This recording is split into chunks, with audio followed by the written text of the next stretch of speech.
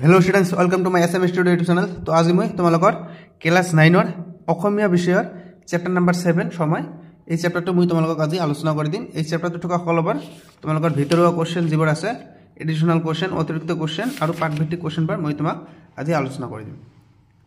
ठीक है, सकलोबार क्वेश्चन व्याकरणखिनि मैं तुम्हारा आलोचना कर दिम।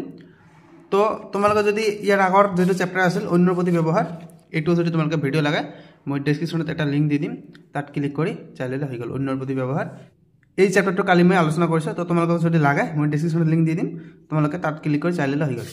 তো আহক আজি আমি সময় এই চ্যাপ্টাৰটো আলোচনা কৰিম। তো ইয়াতে দি আছে সময়, তাৰ লেখক দি আছে নীলমণি ফুকন, ইয়াৰ তাৰ জন্ম দি আছে, লেখকৰ জন্ম দি আছে আৰু ইয়াত মৃত্যু দি আছে। চাই লবা। प्रथमते मैं एडिशनल क्वेश्चन पर आलोचना करिम। यार भितर जो एडिशनल क्वेश्चन আছে अतिरिक्त क्वेश्चन भितर क्वेश्चन पर आलोचना करिम। यार पिছত তোমালোকৰ मैं पाठभित्तिक क्वेश्चन पर आलोचना करिम। ठीक है, तो आहक स्टार्ट करो। आहा क्लास 9 चैप्टर नम्बर 7 समय। तो प्रथमे मैं अतिरिक्त क्वेश्चन केटा आलोचना करिम।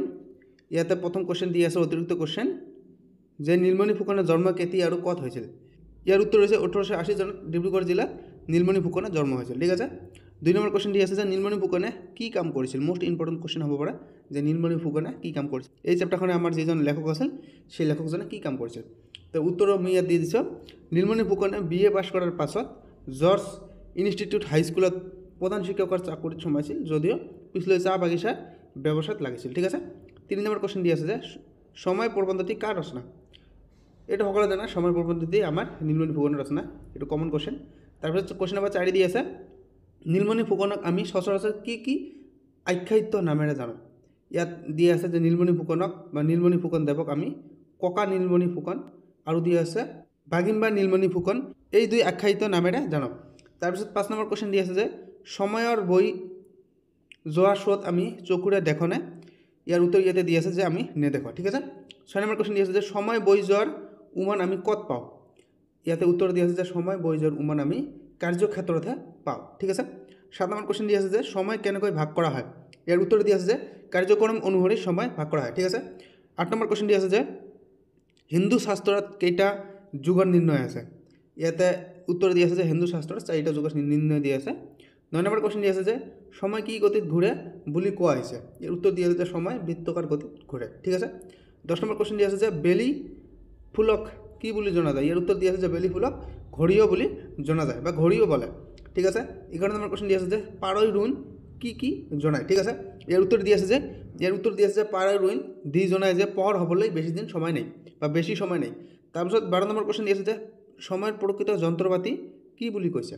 সময়ৰ প্ৰকৃত যন্ত্ৰপাতি হৈছে কৰ্ম। ঠিক আছে। 13 নম্বৰ क्वेश्चन দি আছে যে সময়ৰ গতি কেনেকৈ ধৰিব পাৰি। কামৰ মাজতে সময়ৰ গতি ধৰিব পাৰি। এইবোৰ কমন क्वेश्चन, এইবোৰ আহিব পাৰে। তাৰপিছত দি আছে 14 নম্বৰ क्वेश्चन মানুহৰ এবছৰত দেৱতাৰ কিমান দিন হয়। ইয়াৰ উত্তৰ ইয়াত দি আছে যে মানুহৰ এবছৰত দেৱতাৰ এদিন হয়। ঠিক আছে। এইটো আমাৰ ভিতৰৰ क्वेश्चन। পাৰ্টত তোমালোকে পাঠখিনি পঢ়িলে এবাৰ ৰিডিং মাৰিলে এই क्वेश्चनবোৰ তোমালোকে পাই যাবা। মই এই পাৰ্টটো 2-3 বাৰ পঢ়ি এই क्वेश्चनবোৰ বাহিৰ কৰিছোঁ। ঠিক আছে। 15 নম্বৰ क्वेश्चन দি আছে। 15 নম্বৰ क्वेश्चन দি আছে যে মানুহৰ এক কল্প বা 1000 যুগত ব্ৰহ্মাৰ কিমান দিন। ইয়াৰ উত্তৰ দি আছে যে মানুহৰ এক কল্প বা 1000 যুগত ব্ৰহ্মাৰ এদিন এৰাতি হয়। ঠিক আছে।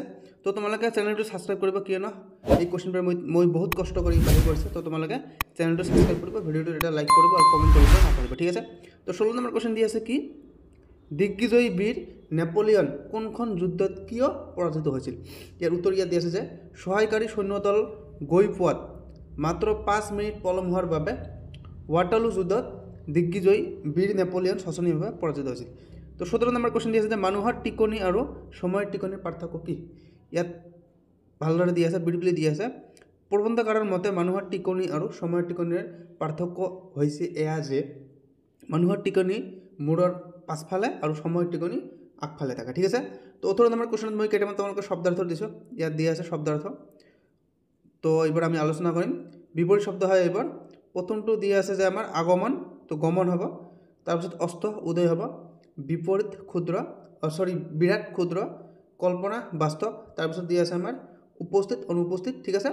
তাৰপিছত দিয়া আছে ৰোগী নিৰোগী। তাৰপিছত চৰম আৰু জিৰণি দিয়া আছে। তো আমি এতিয়া ভাৱ বিষয়ক কিতাপত যিবোৰ क्वेश्चन তোমালোকৰ আছে কিতাপখন তোমালোকে বাহিৰ কৰি লোৱা। এই क्वेश्चनবোৰ এতিয়া মই আলোচনা কৰিম। তো তোমালোকে কিতাপখন বাহিৰ কৰি লোৱা। কিতাপত কৈছে যে ভাৱ বিষয়ক চমু উত্তৰ দিয়া নাম্বাৰ 1 क्वेश्चन কৈছে।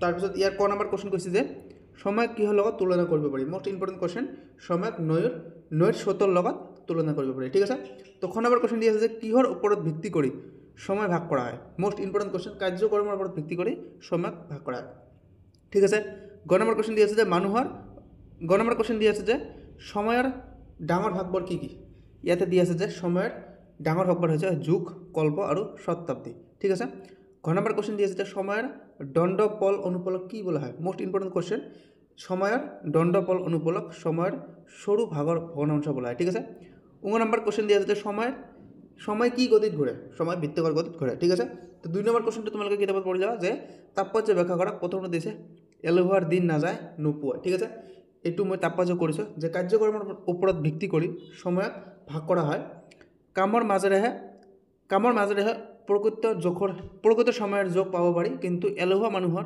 কৰ্মব্যৰ্থতা নাই বাবে তেওঁলোকৰ অফুৰন্ত সময় তেওঁলোকৰ দিন নাযায় ৰাতি নোপোৱায় কিয় কিন্তু কৰ্মব্যস্ত মানুহৰ চকুৰ প্ৰচাৰতে দিনটো পাৰ হৈ যায় এইটো ইমান ইম্পৰ্টেণ্ট নহয় সেইকাৰণে শ্বৰ্ট লিখি দিছোঁ খ নম্বৰটো আমাৰ ইম্পৰ্টেণ্ট আছে সেইকাৰণে এইটো ব্ৰিফ লিখি দিছোঁ তো এইটো আমি ভালদৰে চাম খ নম্বৰ দিয়া আছে যে মানুহৰ এক কল্পই ব্ৰহ্মাৰ এদিন বা এৰাতি ঠিক আছে তো ইয়াৰ উত্তৰ আমি পঢ়িম এতিয়া ইয়াত কৰ্মী মানুহৰ সময়ৰ মূল্যৰ কথা কোৱা হৈছে কৰ্মী লোকৰ মনত দিনটো চকুৰ প্ৰচাৰতে গ'ল যেন লাগে এইকাৰণেই বোধ কৰক মানুহৰ এবছৰে দেৱতাৰ এদিন বুলি কোৱা হয় তাৰপিছত দিয়া আছে যে মানুহৰ এক কল্প বা 1000 যুগে ব্ৰহ্মাৰ মাত্ৰ এদিন বা এৰাতি বিশ্ব ব্ৰহ্মাণ্ডৰ খণ্ড আৰু মহাপ্ৰলয়ৰ মাজেদি ব্ৰহ্মাই সৃষ্টিৰ গতি অব্যাহত ৰাখিছে কিন্তু বিৰাট কৰ্মক্ষেত্ৰত পাতিব লগা হৈছে সেই কথা মানুহৰ কল্পনাৰো অতীত ব্ৰহ্মাই যিমানখিনি সৃষ্টিৰ কাম কৰিব লগা হয় মানুহৰ দিন ৰাতি কামৰ তুলনাত যথাৰ্থে 1000 যুগৰ কাম হৈ উঠে মানুহৰ এক কল্পই ব্ৰহ্মাৰ এদিন আৰু এৰাতিৰ অৰ্থ এই ইয়াৰ পিছত 2 নম্বৰ কুৱেশ্যন দিছে যে কৰ্মৰ মাজতে সময়ৰ গতি ধৰিব পাৰি ইয়াৰ উত্তৰ ইয়াতে দি আছে যে কামৰ মাজতেহে সময়ৰ গতি নিৰ্ণয় কৰিব পাৰি কৰ্মব্যস্ত মানুহৰ দিনটো চকুৰ প্ৰচাৰতে পাৰ হৈ যোৱা যেন লাগে কিন্তু এলেহুৱা লোকৰ দিনটো নাযায় নোপোৱায় এইকাৰণে বোধ কৰ মানুহৰ এবছৰ দেৱতাৰ এদিন বুলি কোৱা হয় ঠিক আছে তো এইটো লিখিলে তোমালোকে 3 মাৰ্ক 4 মাৰ্ক পাই যাবা ঠিক আছে তাৰপিছত 3 নম্বৰ কুৱেশ্যন দি আছে যে পাঠটিৰ লেখকৰ সাহিত্যৰাজৰ পৰিচয় দিয়া তো উত্তৰ ইয়াত দিয়া আছে যে সময় পাঠটিৰ লেখক হ'ল নীলমণি ফুকন ককা নীলমণি ফুকনদেৱৰ সাহিত্য কীৰ্তি হল সাহিত্যকলা চিন্তামণি জ্যোতিকণা মানসী সন্তানী তেখেতে আলোচনী আৰু 9জন কাকতৰ সম্পাদক আছিল তেখেত অসম সাহিত্য সভাৰ শিৱসাগৰ অধিৱেশনৰ সভাপতিৰ আসন শোভনী কৰে বা অলংকৃত কৰে তাৰপিছত 4 নম্বৰ কুৱেশ্যন দি আছে যে 4-5টা বাক্যত উত্তৰ দিয়া ক নম্বৰ কুৱেশ্যন দি আছে যে আমাক কিতাপখন তোমালোকে চাই লোৱা বা কিতাপত তোমালোকে চাই লোৱা প্ৰথম কুৱেশ্যন দি আছে যে প্ৰাকৃতিক জগত বুলিলে কি বুজা তো উত্তৰ দিয়া আছে যে আমাৰ চাৰিওফালে থকা প্ৰকৃতিৰ সকলোবোৰ উপাদান যেনে গছ গছনি চৰাই চিৰিকটি পশু পক্ষী নদ নদী আকাশ বতাহ জন বিল তৰা বায়ু পানী মাটি পাহাৰ পৰ্বত জান জুৰি ইত্যাদি সকলো জীৱ আৰু জড় বস্তুকে প্ৰাকৃতিক জগত বুলি কোৱা হয় ঠিক আছে খ নম্বৰ কুৱেশ্যনটো চাই লোৱা তোমালোকে কোনো ঘটনাৰ ওপৰত ভিত্তি কৰি কিদৰে ভাগ কৰিব পাৰি সময় কিদৰে ভাগ কৰিব পাৰি তো উত্তৰ ইয়াত দিয়া আছে যে একোটা বিশেষ ঘটনা বা মানুহৰ কাৰ্যকলাপৰ অৱলম্বন কৰি সময় ভাগ কৰিব পাৰি বা সময় ভাগ কৰা যায় সময় ভাগ কৰিব পাৰি বা সময় ভাগ কৰা যায় ধৰ্মকলা সাহিত্য বুৰঞ্জী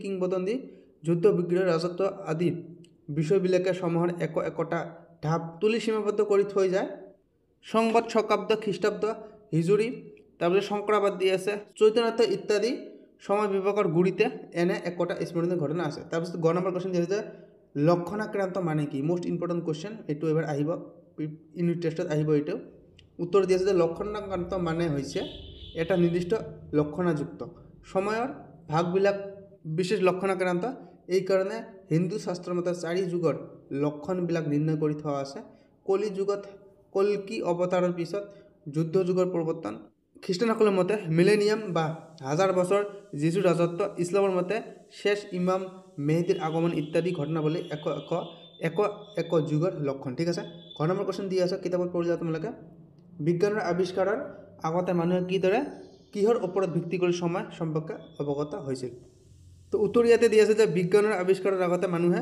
প্ৰাকৃতিক জগতৰ পৰিৱৰ্তনবিলাক লক্ষ্য কৰি একোটা সাধাৰণ উপায়েৰে সময় নিৰূপণ কৰি কাম চলাইছিল ঠিক আছে এঠাইলৈ যাবলৈ কিমান সময় লাগিব ৰিংটোৱে তামোলখন খাই শেষ কৰা কথাটোত নিৰ্ধাৰিত কৰিছিল ঠিক আছে বেলিটোৰ গতিৰ লগে লগে নিজৰ গাৰ ছাট কিমান দীঘল চুটি হয় তাক চাই সময় ঠিক কৰিছিল ঠিক আছে তো 5 নম্বৰ কুৱেশ্যনটো তোমালোকে পঢ়িলা। 5 নম্বৰত দিছে যে প্ৰথম, তো 5 নম্বৰত তোমালোকে দিছে যে তলৰ প্ৰশ্নকেইটাৰ অন্তৰ্নিহিত ভাৱ বিশ্লেষণ কৰা।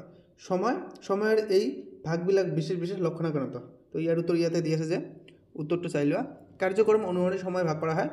সময়ৰ ডাঙৰ ভাগবিলাকেই যুগ, কল্প, শতাব্দী, মজলীয়া ভাগবিলাকে ঋতু, বছৰ, মাহ আৰু সৰু ভাগবিলাকে দিন, ৰাতি, প্ৰহৰ। তাৰো ভগ্নাংশবিলাক হৈছে দণ্ডপল, অনুপল। ঠিক আছে। সময়ৰ এই ভাগবিলাক বিশেষ বিশেষ লক্ষণাকৰণতা। এইকাৰণে হিন্দু শাস্ত্ৰৰ মতে 4 যুগৰ লক্ষণবিলাক নিৰ্ণয় কৰি থোৱা হৈছে। কলি যুগত কল্কি অৱতাৰৰ পিছত সত্য যুগৰ প্ৰৱৰ্তন, খ্ৰীষ্টানসকলৰ মতে মিলেনিয়াম বা 1000 বছৰ যীশুৰ ৰাজত্ব, ইছলামৰ মতে শেষ ইমাম মেহেদীৰ আগমন ইত্যাদি ঘটনাৱলী এক যুগৰ লক্ষণ। অৰ্থাৎ সময় সদায় বৃত্তাকাৰ গতিত ঘূৰিবই লাগিছে বা ঘূৰিবই। এইখিনি লিখিলে হৈ যাব। ইয়াৰ পিছত খ নম্বৰ কুৱেশ্যন দিছে যে সময়ৰ টিকনিডাল হেনো আগফালে। তো ইয়াৰ উত্তৰ ইয়াতে দি আছে যে সময় ববতী নৈৰ নিচিনা, ইয়াক কোনো ধৰি ৰাখিব নোৱাৰে। সময়ৰ টিকনিডাল আগফালে বুলি কোৱাৰ কাৰণ হ'ল যে এবাৰ সময় পাৰ হৈ গুচি গ'লে আমি তাক পিছফালৰ পৰা টানি ধৰি ৰাখিব নোৱাৰি। সেয়েহে জ্ঞানী আৰু কৰ্মী লোকে সদায় নিৰ্ধাৰিত সময়তকৈ 2-3 মিনিট আগেহে প্ৰস্তুত থাকে। পাৰ হৈ যোৱাৰ সময় কেতিয়াও ঘূৰি নাহে। সেয়েহে আমি সময়তকৈ অলপ আগে চলিব লাগে আৰু কেতিয়াও অবাবত সময় নষ্ট কৰিব নালাগে। সময়ৰ মূল্য যিজনে বুজে সিয়ে জীৱনত উন্নতি কৰে। ঠিক আছে। গ নম্বৰ কুৱেশ্যনটো পঢ়িলে তোমালোকে কিতাপত কুৱেশ্যন দি আছে যে সময়ৰ জোখ কামতহে, ঘড়ীৰ কাঁইট কেইডালত নাই। তো উত্তৰ ইয়াতে দি আছে যে সময়ৰ মাপকাঠি কামৰ যোগেদি কেনেদৰে নিৰূপণ কৰিব পাৰি সেই প্ৰসংগতে উক্ত কথাষাৰ উল্লেখ কৰিছে। বৈজ্ঞানিক যন্ত্ৰপাতিৰ সহায়ত সময় নিৰূপণ কৰিব পাৰি যদিও আচলতে কৰ্মৰ জৰিয়তেহে প্ৰকৃত ৰূপে সময় নিৰূপণ কৰা হয়। কৰ্মী লোকসকলে বহু কাম কৰিও আমনি অনুভৱ নকৰে। ইয়াৰ বিপৰীতে এলেহুৱা লোকৰ বাবে দিনটো নাযায় নোপোৱা যেন লাগে। সময়ৰ সৎ ব্যৱহাৰ হাৰ কৰিলে জীৱন যুদ্ধত জয়লাভ কৰিব পাৰি। সেয়েহে সময়ক অমূল্য ধন বোলা হয়। ইয়াক ঘড়ী কাটাৰ লগত তুলনা কৰিবলৈ যোৱাটো ভুল। ঠিক আছে। ঘ নম্বৰ কুৱেশ্যন দি আছে যে সময় অমূল্য ধন বোলা কথাষাৰ সঁচা। উত্তৰ হৈছে সময় অমূল্য ধন বোলা কথাষাৰ সঁচা। সময় গতিশীল, কিন্তু ই কাৰো বাবে ৰৈ নাথাকে। সেয়েহে আমি সময়ৰ সদব্যৱহাৰ কৰিব লাগে। সময়ৰ সদব্যৱহাৰ কৰিলেহে জীৱন সফলতা লাভ কৰিব পৰা যায়। ঘণ্টাত 20 মাইল যোৱা লৰি মটৰ এখনৰ উপাৰ্জন ঘণ্টাত 2 মাইল যোৱা সৰু গাড়ী এখনৰ সমান হ'ব নোৱাৰে। পৰীক্ষাত প্ৰশ্নকাকত পিটিকি থকা ছাত্ৰতকৈ মূৰ ওপৰ কৰিব সময় নোপোৱা ছাত্ৰজনে নম্বৰ বেছি পাব। গতিকে সময়ৰ উচিত ব্যৱহাৰে সফলতাৰ কাৰণ সময় অমূল্য ধন, সময়ক কোনেও মূল্য দি কিনিব নোৱাৰে। ঠিক আছে।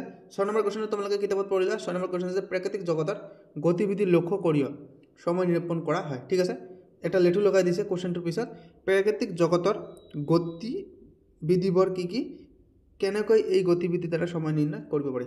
তো এইটো বট কুৱেশ্যন হয়, তোমালোকে চোৱা কুৱেশ্যনটো। প্ৰাকৃতিক জগতৰ গতিবিধি লক্ষ্য কৰিও সময় নিৰূপণ কৰা হয়। 6 ঋতুৰ উদ্ভৱ ইয়াতেই। জাৰত ঠেৰেঙা হৈ থকা গছৰ ডালত কুঁহিপাত ওলালে, কঁঠালে মুচি পেলালে, আমে মলি আনে, ধান পকিলে, বাঁহে গাজ মেলিলে, ঢাপত কেতেকী গোন্ধালে একোটা ঋতুৰ সম্ভেদ পোৱা যায়। তাৰপিছত দিয়া আছে যে জীৱ জন্তুৰ আচৰণত সময় নিৰূপণ কৰিব পাৰি। কেকেৰা গাঁতত সোমালে, মাছে কণী পাৰিলে, ভেকুলীয়ে তোৰালে একোটা ঋতুৰ গম পোৱা যায়। গৰুৱে চৰা ঠাইৰ পৰা ধূলি উলটি আহোঁতে গধূলি হোৱা দেখা যায়। শিয়ালে হোৱা দি প্ৰতি প্ৰহৰৰ বাতৰি দিয়ে। ফেচুৱে জালি দি টগীত পাৰৈ ৰুন্দি জনায় পোহৰ হ'বলৈ আৰু বেছি পৰ নাই।